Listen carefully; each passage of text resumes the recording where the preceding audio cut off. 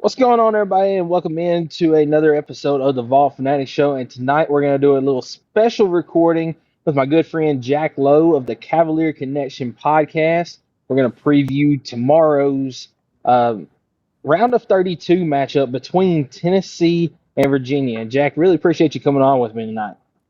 I appreciate you having me on. I always tell people it's not often that I go on other people's podcasts as guests, but when I do, it's so much easier because you're just sitting back here answering questions. You don't have to worry about asking the questions, you don't have to worry about hosting. You just get to sit back. I get to sit back, whatever you say, whatever you throw my way, I just respond. It's easy. Exactly. I completely get that. But no, I really appreciate you coming on. And I guess we'll just hop right into it. First off, I'm going to ask you. I know that you filled out a bracket. How's your bracket looking right now? I got to tell you, and I'm pulling it up right now on my other tab. This is probably one of the better brackets I've done in my lifetime. So far, my entire Sweet 16 is still intact. I believe I haven't paid too much attention to the games today. Yes, my whole Sweet 16 is still intact. I got a couple wrong. The Ohio State TCU game I got wrong, which that threw off everything in the Yeah. first game of the entire weekend. But for me, those games are okay to get wrong because I did not have Ohio State beating Duke in the second round anyway. So, actually having a really good year so far. I'm at, excuse me, towards the top of most of my groups, not quite at the top. I had Florida winning it all, actually, which I know you guys, probably Tennessee fans, aren't too happy with. But so far, so good. And in my bracket prediction, I had Virginia winning in the second round and losing in the Sweet 16. But I went back and forth so many times, so I think it's going to be a really fun one. Yeah, I'm with you. I've got a couple of, because I filled out several brackets this year, and I've got a couple that are not too good, and I've got a couple that are pretty decent. I've got one that's doing really good. I've only missed two games. One of those was that Ohio State game that you were talking about. The other Exactly. one was UCF over UCLA Oh is what man. I picked. Hmm. So, but no, that one's doing really well. But let's hop into this. Talking about Virginia, talking about Tennessee. So I'll ask you about Virginia first. So obviously, regular season, y'all had a fantastic year this year, 30-5 overall, finished up second in the ACC. Ended up getting beat by Duke in the ACC title game. Um, who's kind of been the leader for Virginia this year? Because I know I've got the stats pulled up, and you'll have to help me with the name, but it looks like, is it Thies Day Ritter Yeah, is leading y'all in points this year? yeah, it's Tez DeRitter. A lot of people As from the our Ritter, own yeah. fan base struggled with it early as well because that's just a name that you don't have to say very often. He's from Belgium actually, and this is his first year. He's a freshman. He's like 23 years old, I think, coming from Belgium. So it's one of those international players type cases. He now technically, because I guess he played some form of pro ball over there. He only has Yep. 2 years of eligibility. I don't think he's going to stay for another year, but I'd say he's definitely a leader offensively. He's kind of been a ghost, though. In the ACC championship in last night or yesterday afternoon against Wright State, he kind of struggled. But really, he's a great presence to have on the interior, backs people down, gets rebounds, great defensive improvement throughout the year as well. So that's certainly a name. But also, I want watch out for Dallin Hall. He's a transfer from BYU last year. He had a lot of March Madness experience, and he does so much stuff off the stat sheet, including assists. His assist totals are really good. He's the point guard, and man, he does a great job bringing the ball up the floor. And whether it's driving then kicking it out, or even he's grown to finish really well as well, and his 3-point shots coming along, and defensively too. He's just an overall hustler. He's been so much fun to watch. I'd say that is the leader of this team, the captain, as they like to call him. But offensively, DeRitter, that's a great name as well. If he can show up tomorrow, he's struggled the last couple games. And then everybody on the floor really has contributed. You'll notice that this is a very deep rotation that Coach Ryan Odom likes to use, about 9 to 10 guys deep actually. So they don't really shrink the rotation. So there's a lot of different names I'll go to. Yeah, and talking about one of those guys contributing, yesterday in the Wright State game, you had a guy coming off the bench, and Jakari White come out with 26 points on 10 of 12 shooting. Just a fantastic game from him off the bench, in a game where you mentioned DeRitter didn't really play all that well, and didn't get a lot of contribution from some of your starters. You did have three people in double figures, but that was a big presence off the bench with Jakari White. if it wasn't for Jakari White, we would not be playing tomorrow. I can guarantee you that. Yeah. Jakari is such a joy to watch. He transferred in from North Dakota State last year, and you'll know him as soon as you. I don't know if you've watched any Virginia games, but when you see him, you will know who he is. He's very bald. He has a white headband. I don't mean to be joking on him. He has some sort of disease where he doesn't have hair, Yeah. but he's very easy to spot, is what I'm saying. And he's got such a weird jump shot, but it's so pure. And early in the season, he kind of showed us how good of a jumper he had. And, he can dunk too. He dunked on a Maryland player, but when he posterized the Maryland player early in the season, he actually broke his left wrist, his non-shooting wrist, while on the way down. So we missed him throughout the middle portion of the season. Then he came back, and I mean, yesterday was his best performance of the entire year. He was 6 of 8 from three, I think 10 of 12 from the floor altogether. And Yeah. he spark off the bench. And people would say, well, why doesn't he start? Well, first of all, we're a very deep team to begin with, but providing that Mhm. spark off the bench, somebody off the bench that you wouldn't expect. And Jakari comes in and, hits a three, and he's played some good perimeter defense as well. He's such a spark. And like I said, I can't preach enough. Without him, you guys would be playing against Wright State tomorrow, and Virginia would have already packed their bags. And he has quite the story as well, not to go on a tangent, but I was just going to say he has quite the story. If you read up on him, it was only a couple years ago that he was showering at his local YMCA. Like, he was literally from the trenches. Like, his family, Yeah. was not very wealthy. And, for him to be in this position, it's such a great story for him. Yeah, and those are always awesome stories to hear about. No matter who it is. I really love hearing that. So I mean, it doesn't bother me at all that you bring that up. We can talk off sports whenever it comes to things like that all day long, and I will sit here and enjoy it. But yeah, it was definitely a bit of a struggle for Virginia at times yesterday going into the half, down 43-38. But, as you mentioned, that big spark from Jakari off the bench. And sometimes you've got guys that they don't do as well starting, and you need that spark off the bench. That's what kind of gets them into it. So um, definitely something for Tennessee to watch out for. These are two teams, Tennessee and Virginia, going into the game that are some of the best in the nation whenever it comes to rebounding, especially on the offensive end. So I'm very excited to see kind of who comes out on top with that. And then on the flip side of it, two of the worst teams in the nation when it comes to free throw shooting. What are your thoughts on those two stats right there? Yeah, I'll tell you about free throw shooting in my entire lifetime, and for my lifetime to come, I don't think I will ever watch a Virginia team that's not inconsistent free throw shooting. I think we're just cursed. I mean, the amount, yeah, even under Coach Ryan Odom, being under Coach Tony Bennett, there's just so many. I mean, Kyle Guy in 2019 hit the three biggest free throws of his life, but other than that, I mean, it's just rough. So, it's on and off. There are days where, nights where they will be hitting their free throws, but, it's. I don't have much else to say. It's frustrating because you win and lose games, especially in March. If you don't hit your free throws, you can lose games at the snap of a finger. So, but on the rebounding aspect, and you mentioned guys coming off the bench as a spark. Here's another one that'll come off the bench that you might have heard of before, and he's great on the rebounding aspect. It's Ugonna Onyenso. He's a Yep. tall, I think 7 foot, whatever he is. And some, myself included, call him the best shot blocker in the nation. That's a personal opinion. I started saying that because after we played against Hampton University at the beginning of the season, and he had a great night, he went to the post-game press conference. I was in there, and he said, "I'm the best shot blocker in the nation." He said it to the camera, and it's like, okay, we're jumping on this bandwagon now. He's the best, and but he's so good on the boards, and then DeRitter is good on the boards. You'll notice Johan Grunlow, he's the starting center for us. He's also a freshman from I don't remember what country he's from now, but out of the country.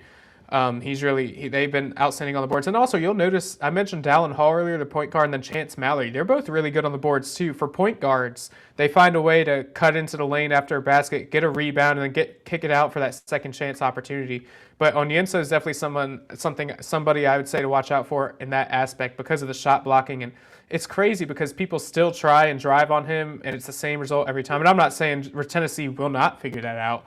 But it's just crazy. And Hugo had a nice game yesterday, nothing special. He had like 4 blocks, I want to say, which that's a lot of blocks. I mean, during Yeah. the ACC championship game against Cameron Boozer, I think he finished with 8 blocks or 9 blocks.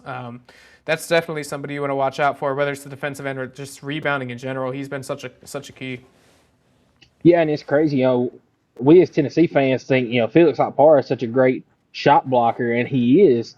But when I look at the numbers here, and Akbar is averaging 1.4 blocks a game, and you go over to Oyenzo, oh, he's averaging 3 blocks a game. So I mean, I think that's pretty that's pretty telling that he's probably one of, if not the best shot blocker in the nation. And you've got two people that you mentioned, both of them have are averaging over 2 blocks a game. Oyenzo and Grunlow, Greenlow. both averaging over 2 blocks a game. Where Tennessee, you've got Okpara averaging 1.4, and the only other person is Cade Phillips, who is out for the season now after an injury. But yeah, it's I think it's going to be a big battle on the boards, really in the paint type area tomorrow. And I think the key for both of these teams is going to be the 3-point shot. I know Virginia at times this year has been very good from the 3-point line. I mean, averaging as a team 35.9%, which is pretty good for the 3-point line. And Tennessee is kind of streaky there.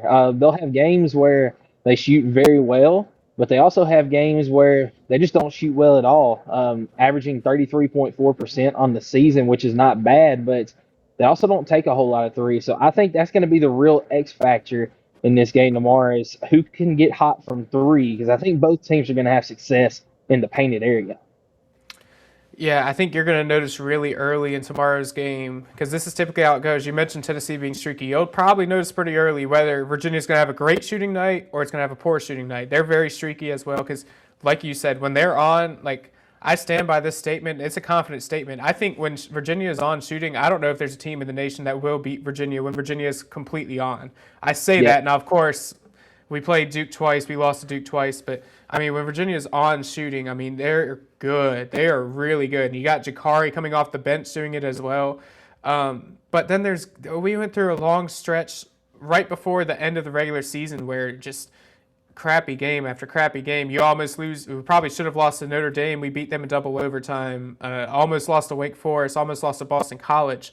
But then you turn around, you play the ACC tournament, and you beat NC State by okay, and then completely massacred Miami, who just got their first tournament win of the year yesterday.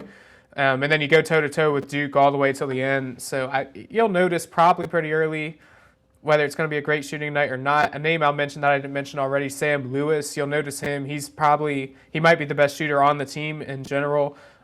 He's a junior. I don't know if he'll be back next year or not. Obviously, in 2026, you just never know with any of these people. But he's a really good shooter out of Chicago, so you'll definitely want to watch out for him, I think.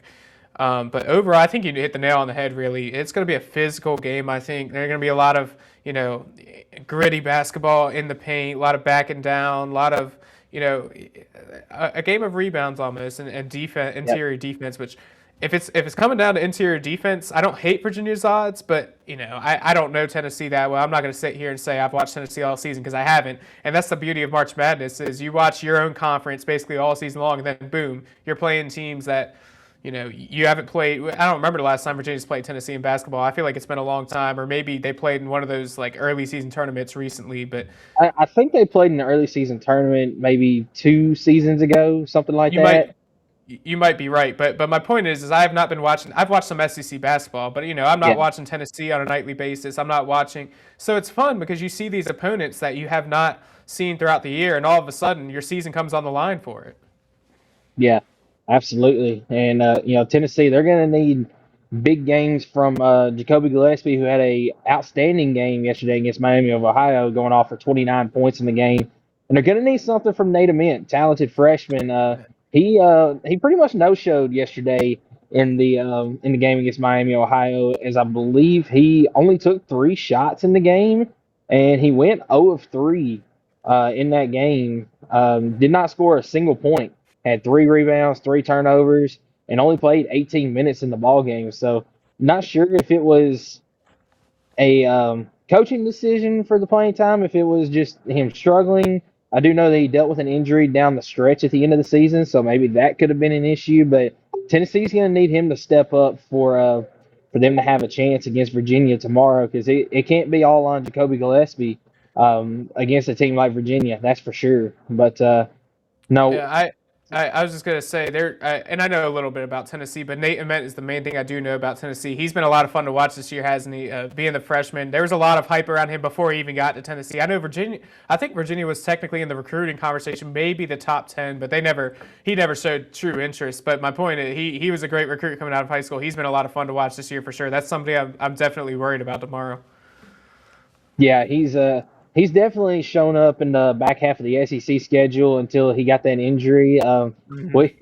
We we joke about it that he can't reach that 30-point mark. I think he scored 29 points like 5 different times this year. He just can't quite get to that 30-point mark, but he's definitely been a big plus, and he can go off at any given time. I won't say that he's got that. That switch where he can just cut it on and off. But you can tell when he gets in the zone, then there's not many people that are going to stop him, and that's something that Tennessee will need if they want to have a chance tomorrow. But do you have any other like kind of big keys to the game? We mentioned that the rebounding battle is going to be key tomorrow, the interior defense and the 3-point shooting. But do you have any other keys to victory for either one of these teams going into tomorrow? Yeah, well, I think very exactly like what you just said about Nate Ament, I think applies to Testa Ritter. He's no-shown the last 2 games, and you can tell it's not quite the same team without him being at his best possible, how he plays. And you'll notice for him, too, whether it's on the interior, he can shoot the 3 ball as well. He can shoot so well, so he can attack from so many different ways. And if he's on, he gets more attention from the defense, which opens up even more on the perimeter to help Virginia, shoot better. And he's got to be on. This team will not, even if Virginia wins tomorrow, they're not going to go very far in this tournament if DeRitter is not playing at his best. So that's a key right there, is for DeRitter to kind of get back on track. And also just, I'm very curious to see, I didn't mention his name yet, Chance Mallory, how he's going to play. Our rotation's deep. There's people that I still haven't mentioned that are going to get several minutes. But Mallory's a freshman. He actually, you'll hear this on the broadcast, I'm sure. He grew up in Charlottesville. He grew up going to UVA games. And he's had a really good freshman year. The last couple games, yesterday specifically, I don't think he played very well, kind of turned the ball. He's 5'10", so he's on the shorter side, and he tried a couple shots he shouldn't. He got blocked a couple times. I'm curious to see how he's going to play. This is his second March Madness game. I'm hoping the nerves are kind of settled, and maybe he'll have a better game. And he's a great point guard as well. But other than that, just DeRitter needs to be on. And I mean, it's easy to say if Jakari has a good game, then maybe things will go well again. Jakari got a lot of minutes yesterday. He doesn't normally get that many minutes. I'm curious to see how Coach Odom decides to utilize, if he's going to get that amount of minutes again against Tennessee. Because looking at the performance he had yesterday, it's kind of hard not to give him this kind of minutes, in my opinion. But there's a Exactly. reason why. There's a reason why I'm talking with you here on this podcast, as opposed to being the coach roaming the sidelines. So I'll let Yeah. Coach make that decision. But overall, I just think it's going to be a really fun matchup. The Miami of Ohio story was fun, but I think this is definitely a much more hyped up like matchup. I think this is good for the fans. You're seeing an ACC SEC clash, which, if I'm being honest with you, the SEC has kind of taken over that prime slot. Maybe the Big Ten, as far as basketball goes, the ACC isn't quite the prominent conference anymore, but they're still trying to fight to get that respect. And a lot of ACC teams have already been eliminated in the first and second round. So, I think it's going to be a fun conference battle. And hey, the crazy thing is, the winner goes to the Sweet 16, just like that. All you have to do is win 2 games, and you're in the top 16 teams in college basketball. So I think it's going to be so much fun. And I'm really curious to see how both teams going to show. I'm curious if Virginia's going to be on shooting, and I'm curious to see what Nate Ament and the Vols have to do.